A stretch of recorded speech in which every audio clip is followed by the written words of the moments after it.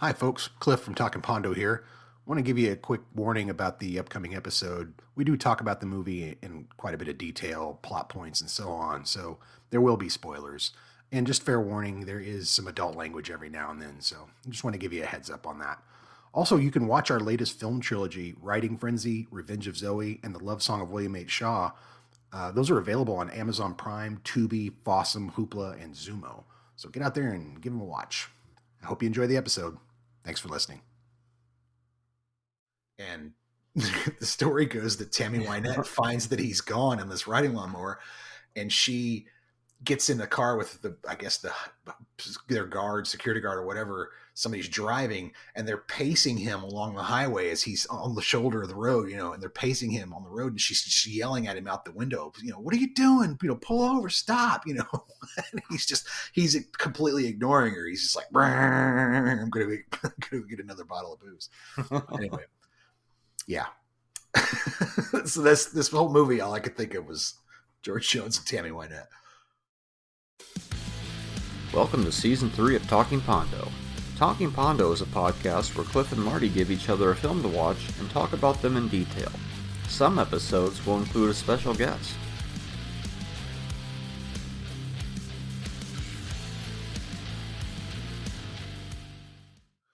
All right, Marty, that's us. We're back. We're back again. Talking Pondo, no guest today. Nope, just you and I. Talking about movies. Yeah. 2 long-awaited films for us. For you were waiting since last week, but for us, we announced these a while ago, and now it's like, oh yeah, that's right. We were going to get around to watching these at some point. Yeah, we announced these because we did, yeah, and then we ended up doing a whole bunch of guests because viewer, if you've or listener, I guess. Listener, if you've listened to this podcast religiously, you'll know we don't record these in order. No. Maybe one day. We'll see. We do what's easy when people are available, But not to bog you down with the details, like this is a podcast or something, but we've been having some, fairly complicated movies or movies you have strong feelings about in one way or another. Yes. Polarizing, yeah. And today's a little different. I think we have movies that are more simple in their intent, which doesn't make them any less complex. If anything, it might make them more complex. But I mean, it's just kind of simple, kind of light, trying to be pleasant, not trying to hit you over the head. And yet there is a level of darkness in these films as well. Today, it was the strange, unlikely pairing of Fool's Paradise and The Straight Story. Yep. Once again, putting 2 movies together that no other podcast probably ever would. They miss out because there is a commonality between these 2, strangely enough, and I think it's in the simplistic nature of the storytelling, just more straight ahead. And I would agree. Fool's Paradise especially reminded me of a movie I would have seen in the early 80s as a kid, where it was like, oh yeah, when they still made movies like this where it wasn't demanding too much. It was just this one story, don't think about it, just follow the dude and the end, Well, that's kind of, you're sort of describing The Straight Story.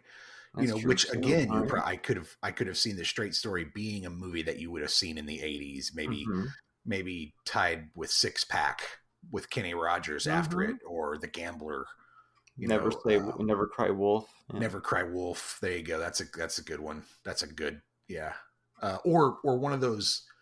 Remember those mountain movies Disney did back in the day with the mountain family that went to live in the mountains? That was a big, they had the bear cub as a pet, and all that type of stuff. So it is a Disney movie.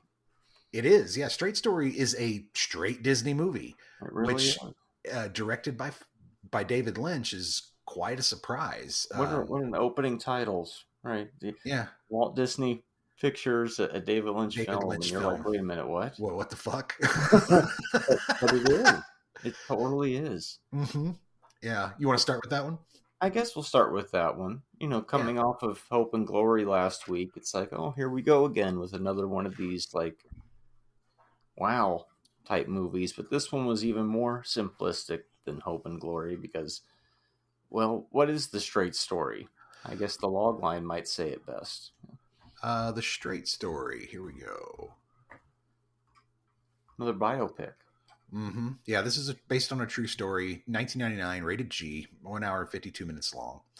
Alvin Straight, a 73-year-old, learns that his estranged brother Lyle is critically ill. Unable to drive, Alan embarks on a journey from Iowa to Mount Zion by riding a lawnmower. Will he succeed? This is from Iowa to Wisconsin, basically.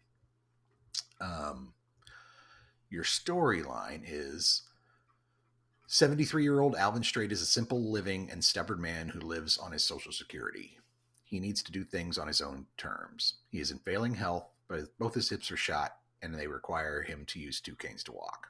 He is diabetic. He has emphysema from years of smoking, and he has poor eyesight. Beyond the obvious maladies, he doesn't tell his mentally disabled daughter Rose, who lives with him, of these many issues. He learns that his brother Lyle, from whom he has been estranged for 10 years, has just suffered a stroke. Because of both his and Lyle's mortality, Alvin wants to make peace with his brother before it's too late, which means traveling from his home in the rural town of Lawrence, Iowa, to Lyle's home in rural Mount Zion, Wisconsin. As with other issues in his life, he needs to make the trip on his own terms, which means on his own. As he doesn't possess a driver's license, and since his eyesight is bad, he decides to make the trip driving his aged riding lawnmower, towing a trailer which will carry his gear and double as his sleeping quarters. After one misstart, he is on his way. On that trip, he affects and is affected by those he encounters, but he just hopes he can finish the trip the way he started it and before either he, Lyle, or the lawnmower give out for good. That's a good storyline. That's literally the movie. Mm-hmm. I'd never seen this before. I hadn't seen either of today's movies before. No, I'd always heard of this one. Yeah. This is after I stopped watching a lot of Disney movies unless they were animated at this point. So yeah, I completely missed this one. I'll tell you, the first thing when I saw Richard Farnsworth was in it and David Lynch was directing, I was like, I feel like I'm in really good hands.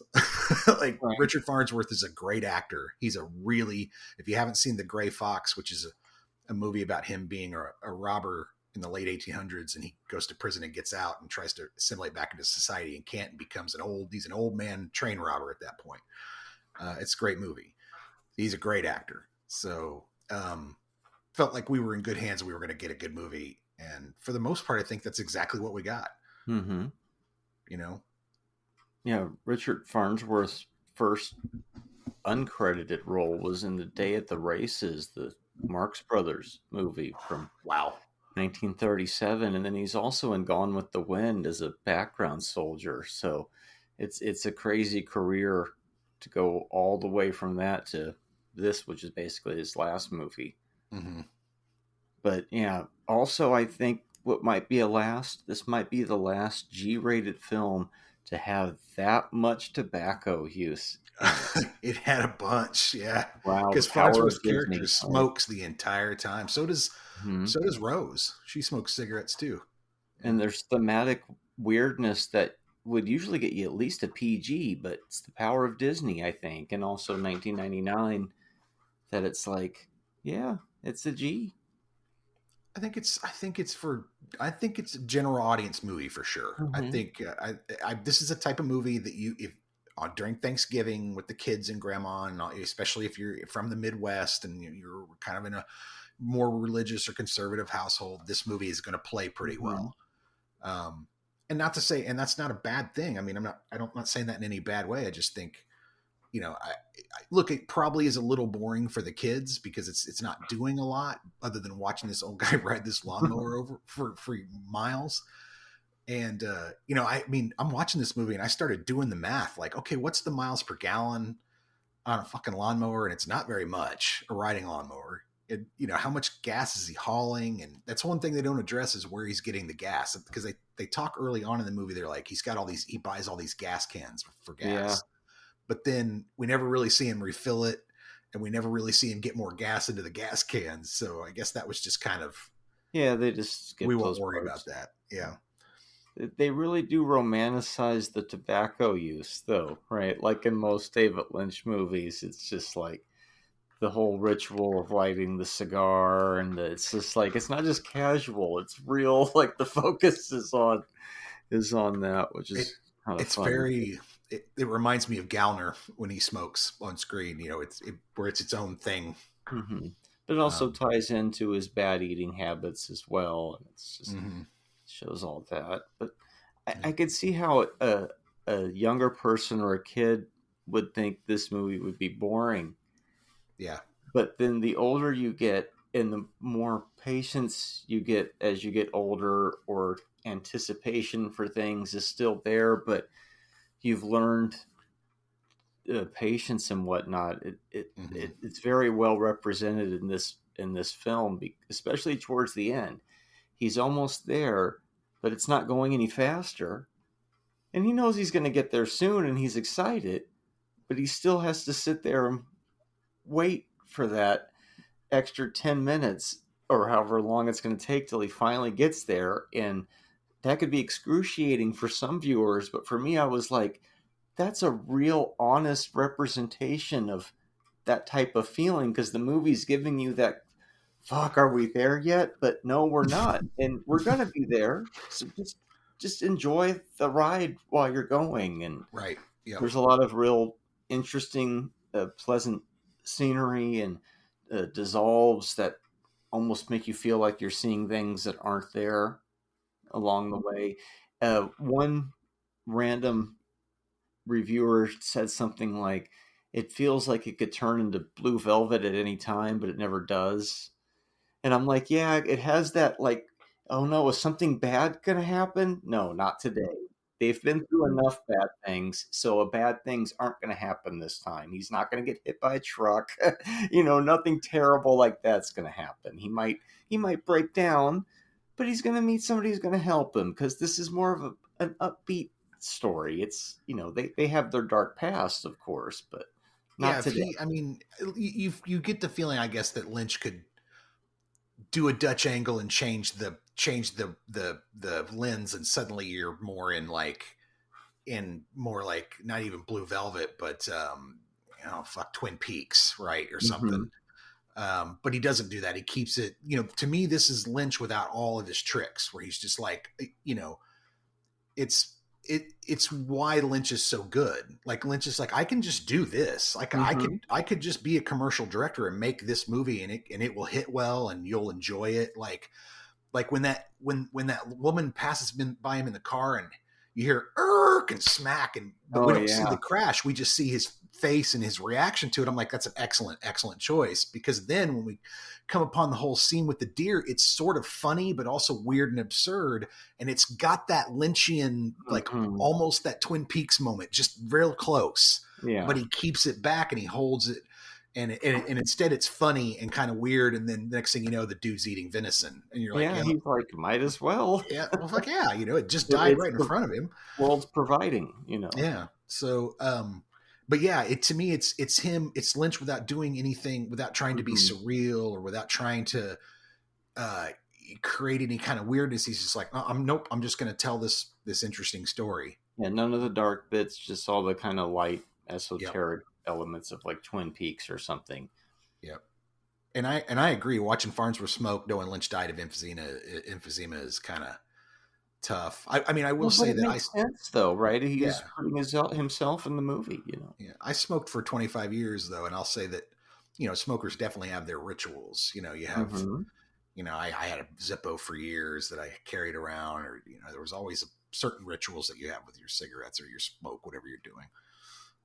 It's like he's an avatar for the real life guy, but he's also an avatar for David Lynch in a way, Mm-hmm, mm-hmm.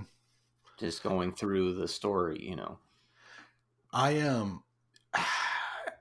I don't know what it is about old men from the Midwest and riding lawnmowers. Like my dad lived in New Jersey and had his lawn mowed by a professional service, and then moved back to where he was from in the Midwest and kind of out in the farm country. And now he's on a riding mower, mowing 5 acres. And it's just, and two of his brothers have riding lawnmowers, and they fucking talk about riding lawnmowers while they're, over Thanksgiving, and they, well, this one's got pneumatic and it's got soft ride and blah, blah, blah. And it's got hydraulics on things and, yada, yada. It's like, oh my God. Like, what is it? What is the fascination? Is it like, I mean, I get that, like, part of the whole thing about, working on your own cars and fixing things and knowing those type of things is kind of having control of your environment and having control of your domain, right? Where you're like, well, if things break, I can fix them. I can make things, that type of thing. And then as you get older and you can't do it as much, you lose that control. It's like a loss of control. So I wonder if this riding lawnmower shit is sort of this like last vestige of like, because these guys don't have to most of them don't have to mow their lawns. They just want to. I don't know. I've never been lawn obsessed. I've never have. I mean, anyway. It's never been an issue here in the desert for the most part. I mean, some people have lawns out here, but yeah. Mm-hmm. It's the whole movie feels very Midwest. Mm-hmm. Just, I mean, they nailed that. He gets that feeling of Midwest, that like the people, their attitudes, their sort of logic towards things, and what's he say? That one dude's like, you sure are nosy, and one of the other guys goes, he always was. When they're standing in the store, it's hilarious. What you need that grabber for? Grabbing grabbing things. Grabbing things. He's like, that's come on now. I can order you one. I love that. And it seems like kind of crazy. Like, he's going to ride this lawnmower. He's going to get hit by a truck. It's dangerous. But then you think, wait a minute. Compared to traveling 100 years ago in the covered wagon and the dying of dysentery on the Oregon Trail, this is probably a step up. Yeah, I guess. I mean, I mean, he gets his good one too, the better mower. Yeah, the John Deere. Yeah. I like how the mower is kind of it's not fully a character in the movie, but it's got some character. Mm-hmm. It's a thing. I like that quite a bit. It reminds me so much of the George Jones story. Do you know that story? Mm. George Jones and Tammy Wynette. So George Jones was a raging alcoholic, and drank his ass off. He and Tammy, big partiers, and he got to where he wasn't. They would take his car keys so he couldn't drive, because he'd get fucking drunk and run out of liquor and want to drive to the liquor store. And they were just scared he was going to kill somebody, and so they would take his keys and shit. And he ended up grabbing a riding lawnmower and fucking driving it like 10 or 15 miles to the liquor store. And the story goes that Tammy Wynette finds that he's gone in this riding lawnmower, and she gets in the car with their security guard or whatever, somebody's driving, and they're pacing him along the highway as he's on the shoulder of the road, and they're pacing him on the road, and she's just yelling at him out the window, what are you doing? Pull over, stop, and he's completely ignoring her. He's just like, I'm going to get another bottle of booze. Anyway. Yeah. So this whole movie, all I could think of was George Jones and Tammy Wynette.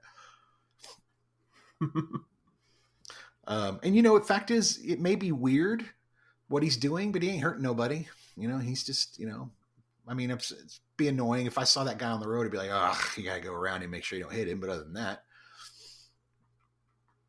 yeah, I kept thinking a cop was going to pull him over at some point, but we never get that scene. Yeah. Well, it's almost like, again, it's like, it's Disney, so it's almost like a fairy tale where it's like, just don't think about those things, because they don't really matter in this world.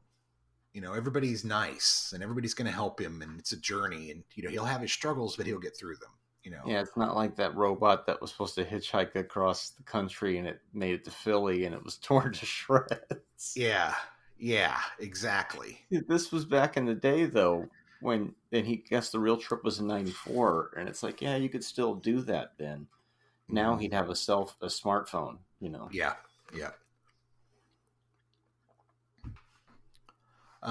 I do like how Alvin is sort of fascinated with life. It doesn't annoy him. You know what I mean? Even like when it breaks down at the end and he just sort of sits there because he knows somebody's going to come along. Yeah. He doesn't get off the mower and hit it with his cane in frustration or yell or scream. He's just, okay, and it's nice out, and Yeah, he already did that in the beginning. Yeah. Yeah. I love it when he shoots that old red one. He just retires it just by shooting it. That's just great.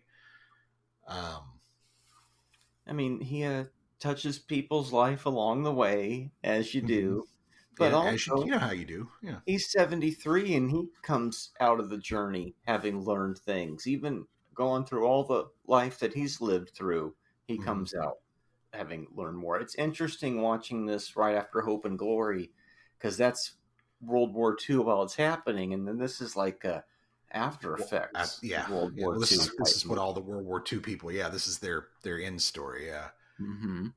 Um, an hour into the movie, I just paused it to kind of check how far in. I'm like, I wonder how far we are because it's moving really well.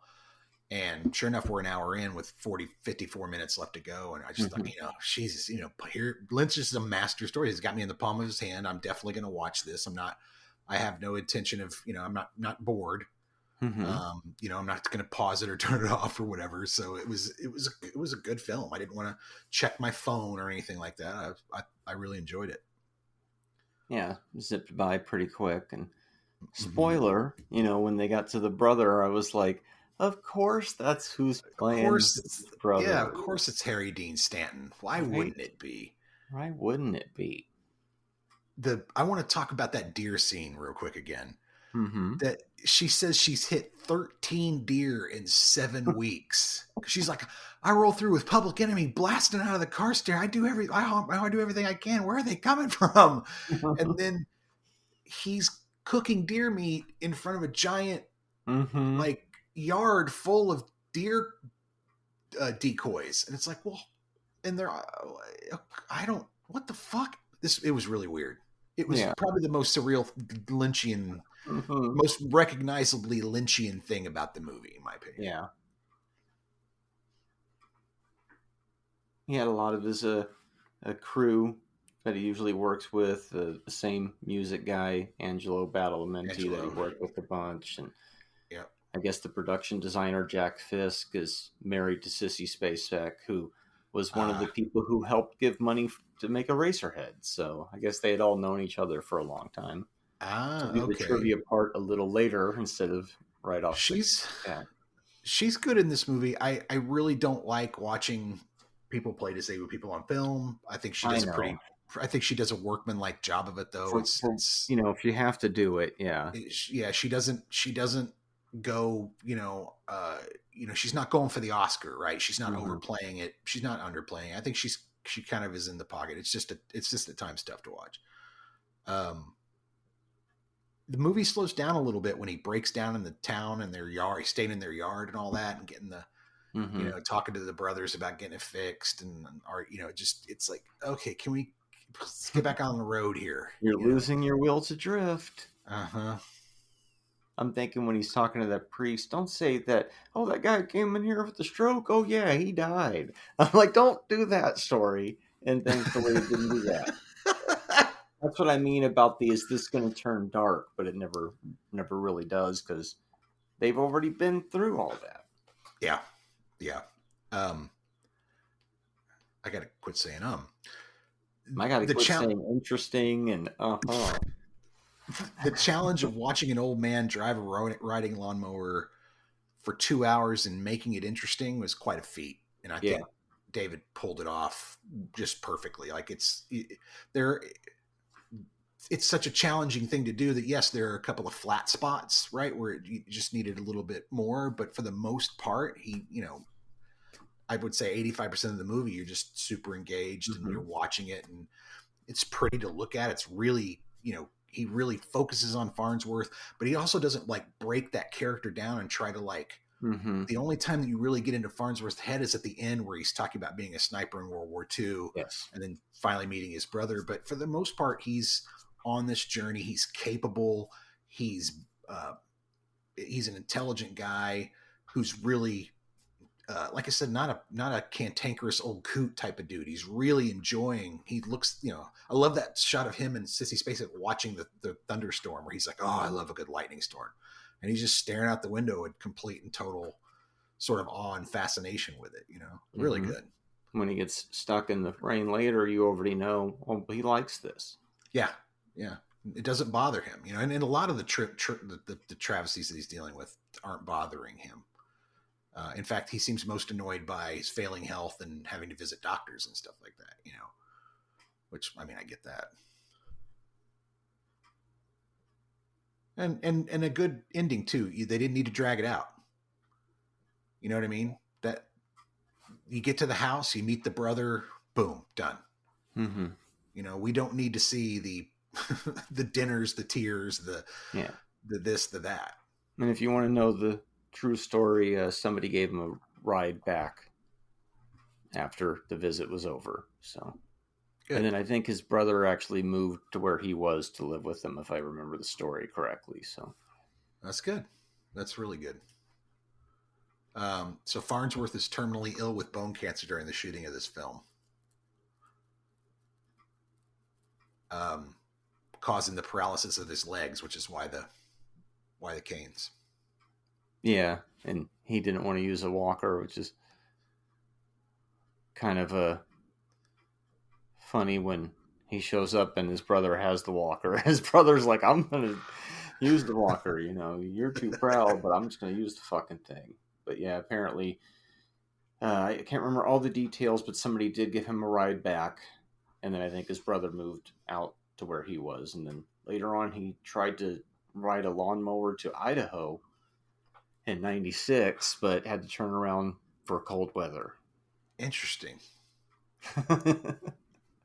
Christ, Farnsworth committed suicide the following years due to the pain of his disease.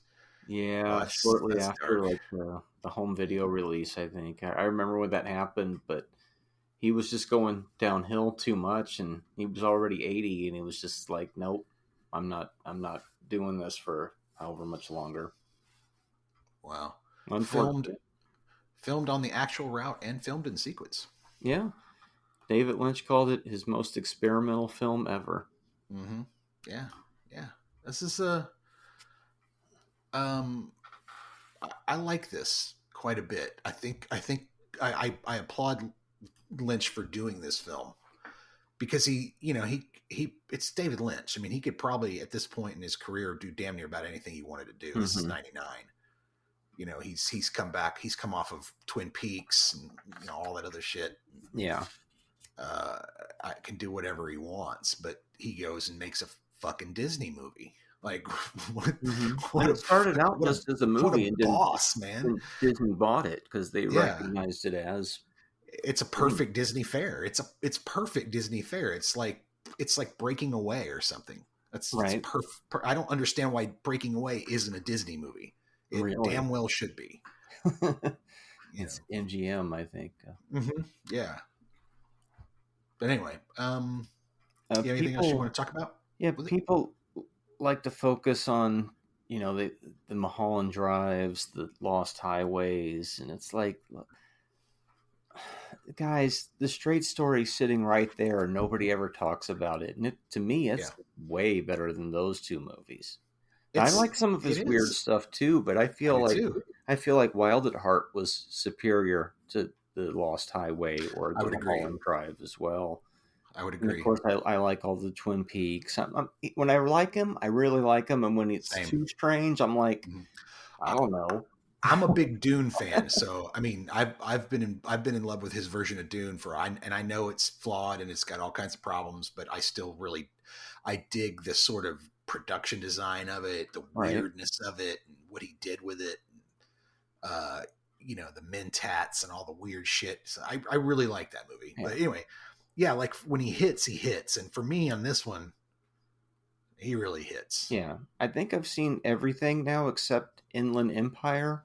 I think I've seen every other major film that he directed. And I think this is definitely one of his best, I'd say. I would too. Because it has all the complexity of those other stories, but he's doing it in such a subtle, you know, to the point, kind of more approachable, and you could be cynical towards it, but then you're just, I don't know, I'd be missing the point. He's done away with, like what we talked about, he's done away with all of his weird shots, his weird lenses, his strange choices that really make his sort of noir style, that weird style that he has. And he's gone with just a straight, you know, and like I said, the deer scene is probably is close to that type of thing that you're going to see in the movie. And because it's got this very surreal quality to it that he's, you know, with Lost Highway and Mulholland Drive and these other movies, Wild at Heart have, you know, combined with the strange editing techniques that he uses. And this is edited very straightforward. It's not, there's very little funny stuff going on with the editing of the film. You know, you've got fades, you've got cuts, you've got this, you've got that, but there's no, you know, overexposing the negatives or double exposures or any of the weird stuff that you would do to kind of create those looks and feels. Right. It's almost much more natural. He's put all of his techniques other than the ones that he needs for storytelling in a box and said, I'm just going to just tell this great story. And he kills it. Mm-hmm.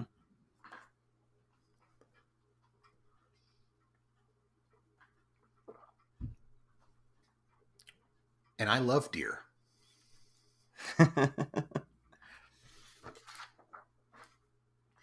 What's the number for 911? 411? Is that 1 or a 7?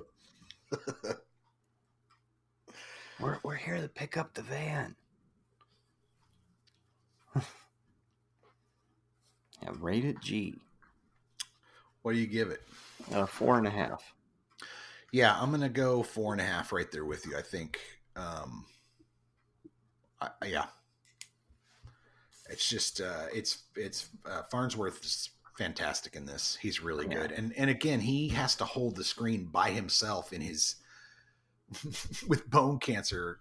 You know, he's on screen by himself for a long period of time, just riding the mower. Mm-hmm. So anyway, yeah, it's one that it's probably a good thing there wasn't meme culture at the time, because I remember it was kind of, you know how they always try to send up everything, and that one was kind of ridiculed for being this slow movie about this guy riding a lawnmower.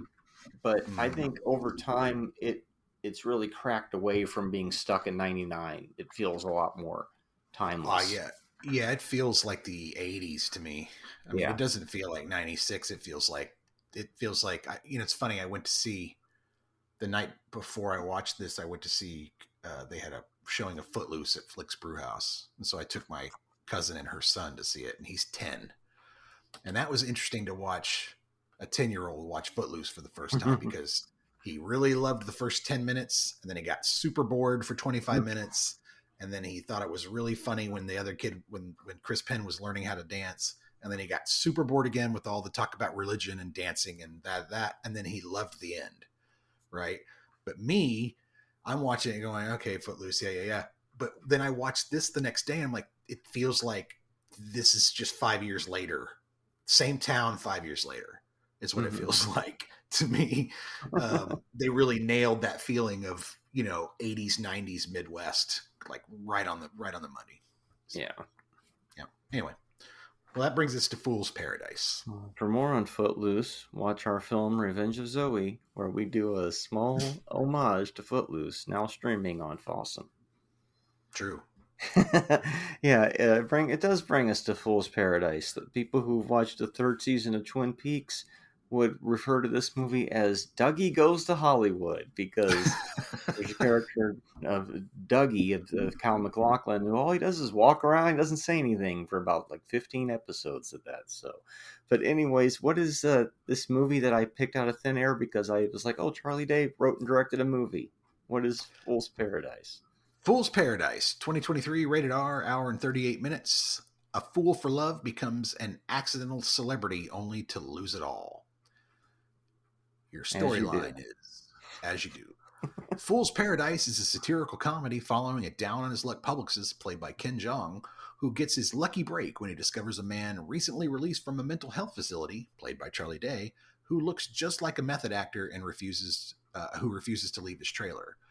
With the help of a powerful producer, the late Ray Liotta, Ken helps the man become a huge star, even marrying his beautiful leading lady, played by Kate Beckinsale. Their adventures lead them to cross paths with drunken co-star Adrian Brody and irreverent, unhoused action heroes played by Common, unpredictable directors played by Jason Sudeikis, a super agent played by Edie Falco, and power mad moguls played by John Malkovich. Fame and fortune are not all they are cracked up to be, and the two men must fight their way back to the things that matter the most. Now, I know Ray Liotta actually finished all of his scenes. This was one of his last movies, but Yep. the movie has a scene where they talk about somebody died while shooting a movie. And then he would go on to die while shooting a movie about 2 films later. It's just kind of strange. And that movie came out too. I forget what that one was called. I think it was something about people hunting for treasure. Yeah, something like that. They actually managed to finish it, but yeah, it was just kind of eerie how that happens. But this movie isn't one of those films. Dangerous Waters is what that was Dangerous called. Waters, where he passed while filming. Yeah, he but did they cocaine. Didn't replace him with somebody who looked like him, though. He did Cocaine Bear, and then Fool's Paradise, and then Dangerous Waters, all in 2023. It's interesting when you realize you live in a world where people like Ray Liotta aren't here anymore, or Gilbert Gottfried, and it's like they looked relatively young until they didn't, and then they were gone. But sometimes genes catch up with people pretty quick, I guess. I don't know. It's trippy, but yeah. But anyways, Fool's Paradise. We just watched Give Me Liberty, which you haven't heard about yet, but that was about mental health workers. And so to go to this movie that starts with this like, oh no, are we going to go there? But no, they quickly do a pun about, well, this is the treatment he should get, but we don't have any money, so we're going to dump him out on the street. He doesn't have insurance. Unfortunately, that's what happens. So, yeah. But Charlie Day's character, who eventually gets a name attached to him, Latte Pronto. Just we never really learn who he was, what he was doing, where he came from. But I think he functions more as a template, blank slate for the other characters to show us who they are by interacting with them. Kind of. That's why I say like it's a simplistic movie. Like they don't make movies like this anymore. It's almost like that. Mon Uncle or one of these Being There Goes to Hollywood or something like that. My first note on this movie is what kind of Charlie Day is Buster Keaton ass movie am I watching? Yeah. Because that's what this is. This is a vanity project of him saying, I'm going to play Buster Keaton. I'm going to play Charlie Chaplin. Mm-hmm. And I think it's a fucking hot mess. I think it's a complete and fucking hot mess. It is a hot mess. Latte fucking Pronto, really.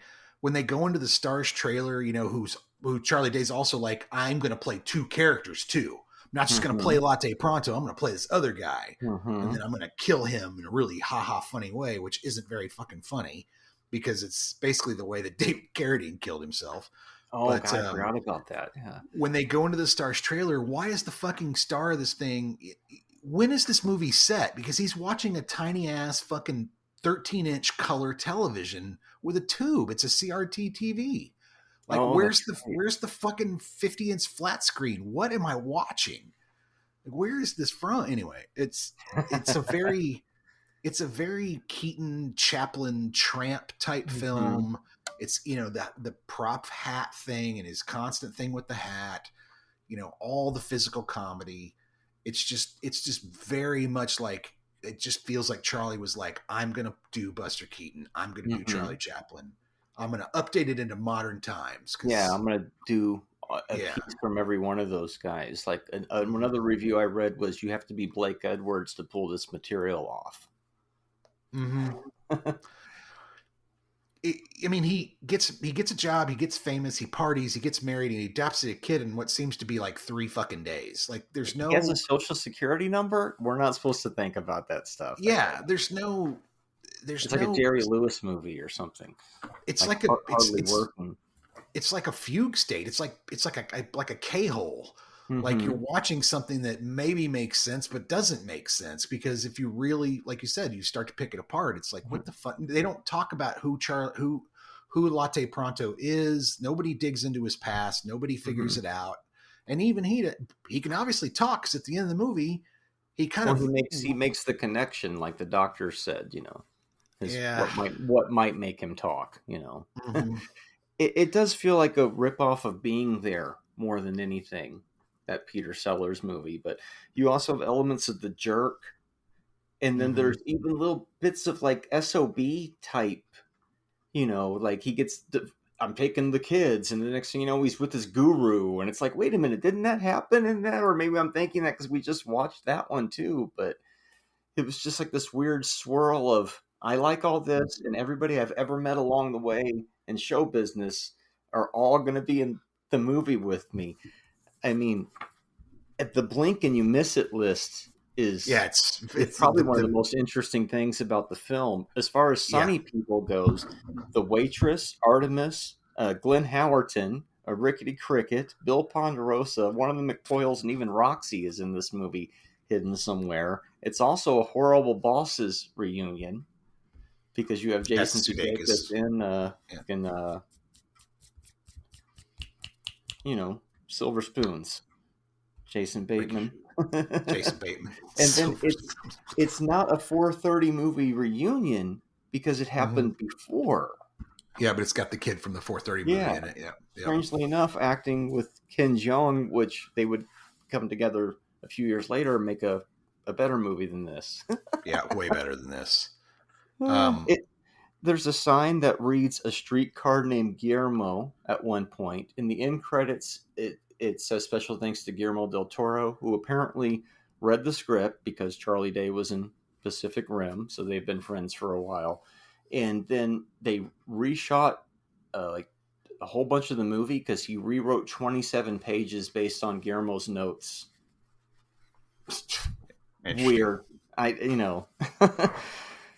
But yeah, it's definitely a vanity project. He made the movie he wanted to make, and I don't think anybody told him what to do there. What's with the whole declining the chairs bit? Like, it's because there's that bit where he's on set and everybody keeps trying to bring Adrian Brody a chair, and Adrian Brody's like, I don't want a chair. He eventually almost assaults someone for trying to give him a chair, and it's like, what the fuck is this chair bit? I'm guessing you must be offered a chair quite a bit sometimes on film sets that have too many PAs. I forgot about that part. So I feel like some of these creative choices are purely for looks, like the 3D glasses. Okay, so they made a movie in 3D, and this is basically set in the current times, but everybody's wearing red and blue glasses, and then the CTR TV, why instead of the flat screen, and I don't know. It just felt like there was definitely I want CRTV because I like the way it looks. I want the red and blue glasses because I like the way it looks. I think it looks, it's more aesthetic choices. Yeah, it's out of time. Maybe it was inspired by the artist as well. It just feels like they went for the easiest joke every time. That's what I mean about the simplistic. It's not. If you're expecting it to try too hard, that's not what's going on here. Yeah, I mean, Mosquito Boy. Like, you can't come up with a better kind of joke on superhero movies than Mosquito Boy. And it's interesting you bring that up because another SOB comparison I had was, like Felix in that movie, Latte doesn't speak for a lot, and the things happen around him. But the difference in this movie is when things go bad, Latte doesn't freak out like Felix does. He freaks out and gets killed, and then it becomes Weekend at Bernie's. Right. But Latte just kind of crashes and is like, whatever. And then Mosquito Boy is a big hit overseas, and now you're back. But I mean, he didn't have to do anything. He freaks out and he falls off the roof and onto a car, right? Yeah, it ends up living. Yeah. So it's the movie goes from kind of like charming in the beginning to kind of ridiculous later on, and then just kind of plain dumb by the end of it, where you're just like, you kind of just you want it to end. You're ready for it to sort of get done with what it's doing and finish up. Wasn't there a part in Mon Uncle, which I'm just not even going to try to pronounce correctly, so you'll know what I'm talking about? Mon Uncle. I don't know. Montclair, probably. Montclair, Let's Montclair, look my that up. monocle. Where he's going through the cabinets and he like finds something and it drops it and it bounces and he's surprised and he Yeah, does it again and then he like drops the egg and the egg doesn't bounce and it's like, oh shit. And in right. this movie, Charlie does that With or the Latte does it with the pitcher and then he drops the glass and I'm like, wait a minute. yeah, Like yeah. it's just strange how it's like I That's wouldn't have known what that is had I not watched those other movies. So. that's what I'm saying. The movie doesn't. It's definitely not. I mean, it's again, it's this Buster Keaton sort of physical Mm-hmm. comedy homage, but Silent movie almost. it's not bringing anything new to the joint, man. It's not Well, if you doing wanted to see anything. him do coke, that's new. Yeah, I guess. Sure. Yeah, he gets coked up, whatever. But it just it's not really. You know what I mean? It's not doing anything clever with what it's doing. It's just here's this silly story about a mistaken identity in Hollywood, Yeah, which we've all seen before, and I'm yeah. going to do it in the style of Jacques Mhm. Tati, in the style of Buster Keaton, in the style of Charlie Chaplin. Mhm. That's It's it. also an You know? interesting watch just to learn what not to do in a film like that Yeah. as well. It's a very transparent film.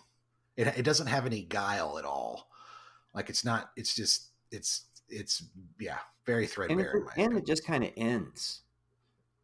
I think Mm-hmm. they were trying to do something poignant, much like the dog wagging its tail in SOB, and you're like, "What's going on?" Where he just in Yeah. this movie he throws the lump of actual gold into the fountain, and Yeah. What I want the latte pronto treatment. I want this movie to stop saying latte how did he get his name again? I think I blinked and because Ray, missed Ray that. Liotta was on the set and he said latte pronto and somebody was like, oh, because he wanted a latte. Um, Well, he stopped looking right at the camera. it, it's like that scene where Ken Jeong loses latte and can't find him, and it's like, dude, you don't think to go back to the same park where you found him the first fucking time and at least check Yeah. there? Like, this movie's kind of stupid. It just doesn't make a lot of sense. Well, I don't know. it's supposed to be. I think. I think that's part of it's trying to be very simplistic. Like Mm-hmm. if you were 7 and watched this with the sound off, you might like it more, right? It's very Maybe childlike in its I yeah. presentation. I mean, he finally speaks and then he throws the gold away because friendship counts more than gold, and it's just like, thanks, okay. Like I don't know. I really didn't enjoy this movie.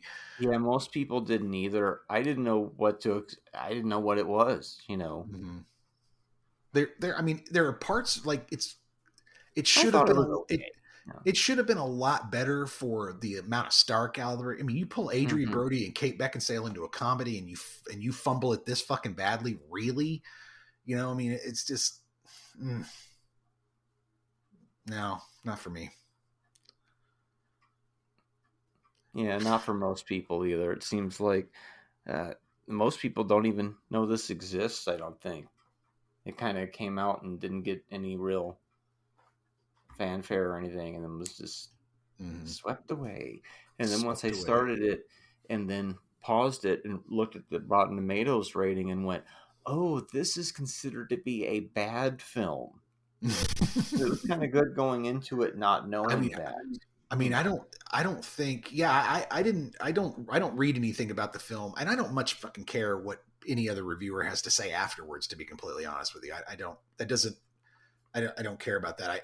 I watch movies and form my own opinions on them, and you know, every now and then I'll wonder how other people thought of it, right? Like, I wonder how the general public thinks. But even in that case, I'm not really reading a lot of singular reviews. I think that's the only kind of use of Rotten Tomatoes is you can kind of get a gauge just by looking at a number of, not always, because of course we all know that a lot of that stuff is manufactured. But I think if it's maybe like a weird movie or a third party type of situation where it's not a big Marvel movie, then you could probably get a pretty decent idea of what the audience thought of it. And I don't always agree with the audience, but there are times when I do for sure. But like I said, I don't look at that stuff ahead of time. But I don't think it's not considered a bad movie. It fucking is a bad movie. Like Mm-hmm. that's my opinion on the situation. After having watched it, my opinion is, here's my review. It's not a good movie. I would not watch this again. There's no fucking way. Yeah, I don't think I'm watching it again either. No. Mm-mm. I thought it was all right, but I'm not putting it on again. I mean, if you like Charlie Day and you're a fan of It's Always Sunny, you might want to watch this. You might find it funny, but it's not going to have that. It's not going to have that IAS. It does not have it's that not going to same have the type Sunny of humor. Yeah. Speaking of reviews, a lot of people were critical about, I love Sunny, but what the fuck was this? So, yeah, it makes sense. Yeah. I kind of appreciated that he didn't do just Sunny. He did something different. It doesn't exactly land, but I've certainly seen worse. But I'm not watching it again either. So no.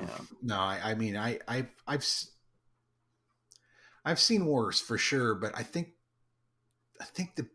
the film's biggest crime is that it just doesn't try very hard. Mm-hmm. It gets all of these great elements together, these actors, and the money. It looks okay. The film doesn't look terrible. It sounds good. All the basic elements are there, and then it goes and does this kind of, I don't know, sort of story we've all seen before. It's just trope after trope again.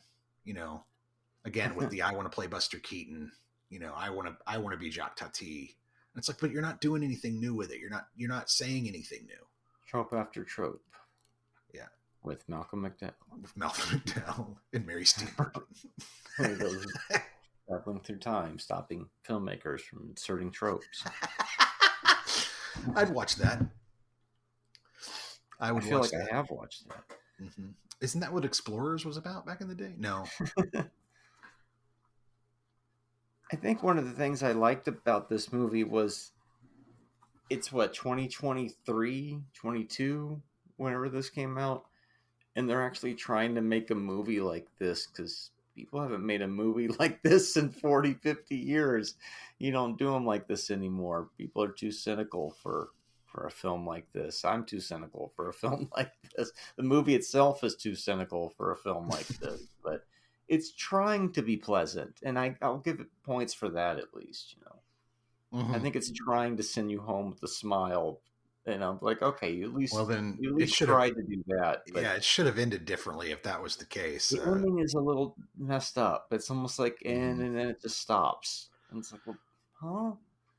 You didn't really know where it was going, That's the other weird thing about this movie is it takes this weird Coen Brothers turn where it's not a straight story. It's where they grab him and they take him down the elevator to the subterranean lair of these two rich guys, and Malkovich is chewing the scenery, being this weird industrialist rich guy and screaming at him. It was just like, what the fuck is Yeah, I don't know. It just wasn't for me. I didn't understand that part. I thought for a second I was watching that movie that Malkovich made and they put in a vault that nobody's supposed to see for 100 years. we talked about pretentious on what movie or two, it's episode or two ago, but that's the most pretentious shit I've ever heard of. We made a movie and you can't fucking see it. Fuck you. Oh, kiss my ass. That's so stupid. Oh, anyway. I don't think I have anything else on this one. It was just all I have to say at the end is I didn't enjoy it. I would much rather watch The Straight Story.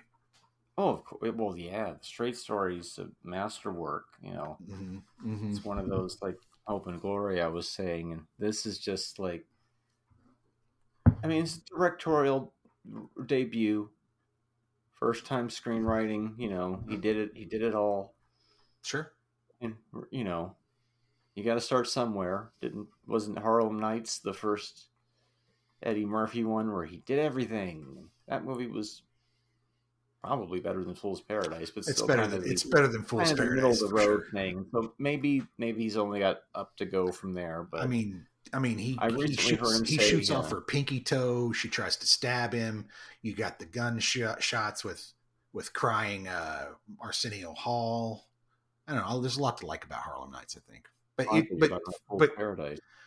But considering where Eddie was in his career and what he was putting out before, it was a real letdown.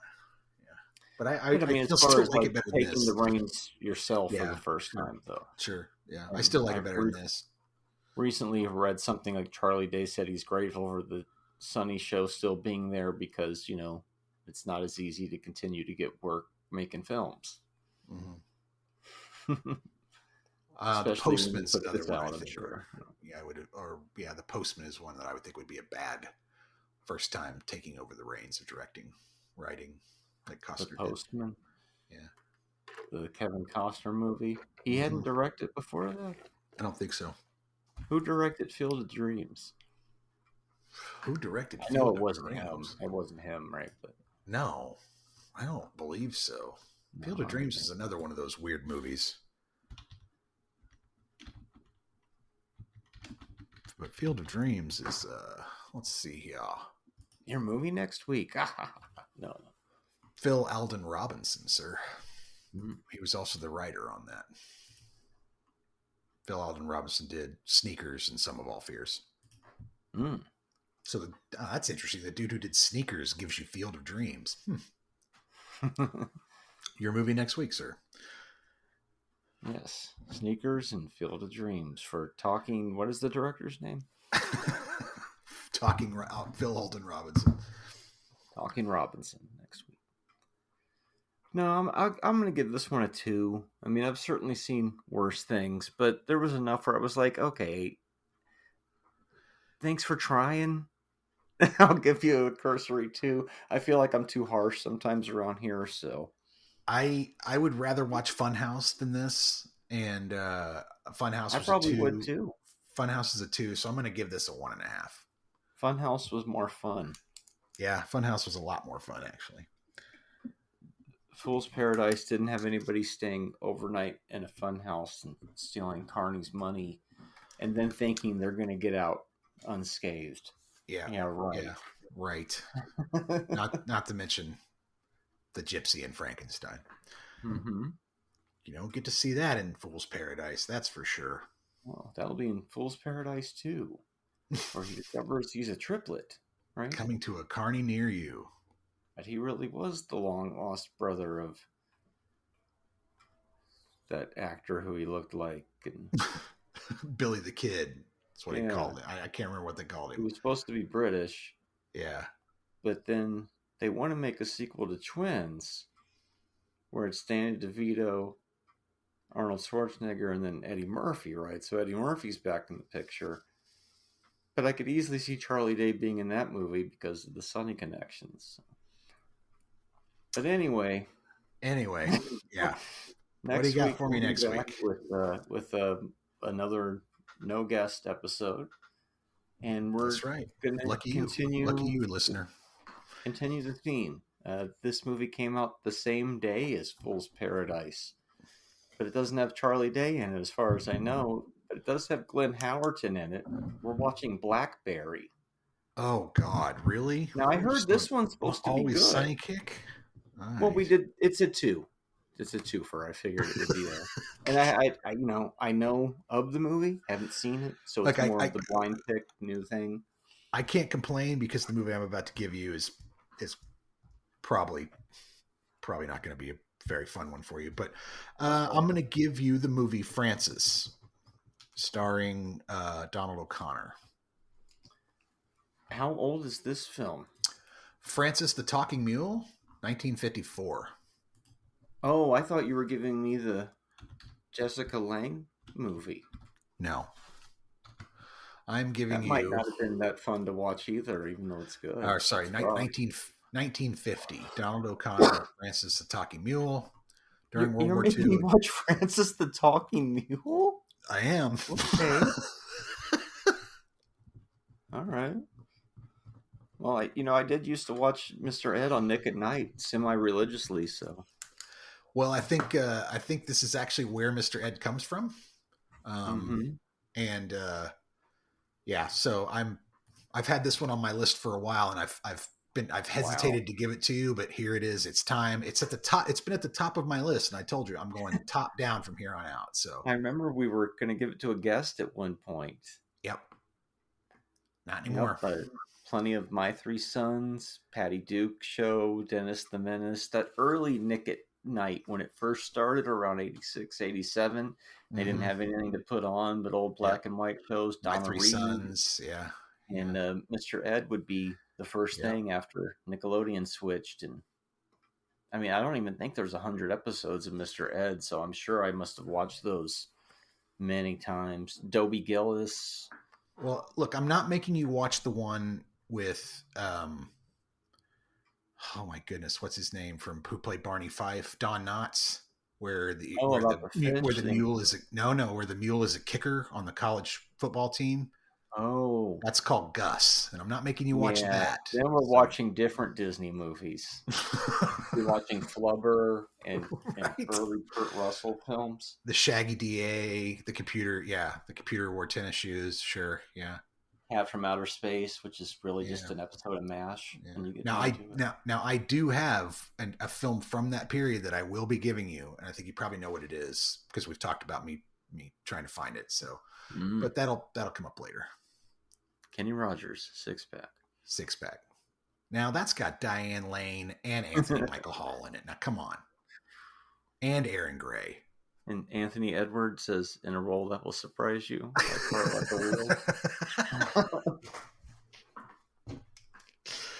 All right, there it is. Blackberry and Francis the Talking Mule. Those two movies. Good luck finding a commonality between those. Okay, what year is Francis the Talking Mule? 1950. 1950. Okay, that makes sure I'm watching the right movie. I get back and I watched this movie about the actress Frances Farmer. That is the wrong Frances film. Yes, and it's not Francis of Assisi. It's Francis. 1950. Mm-hmm. And it's not the guy who stole Pee-wee's bike either. No. Francis. And at the basement of the Alamo next week. Well, until then, let's get energy out of here. Drink. And I love deer. Later.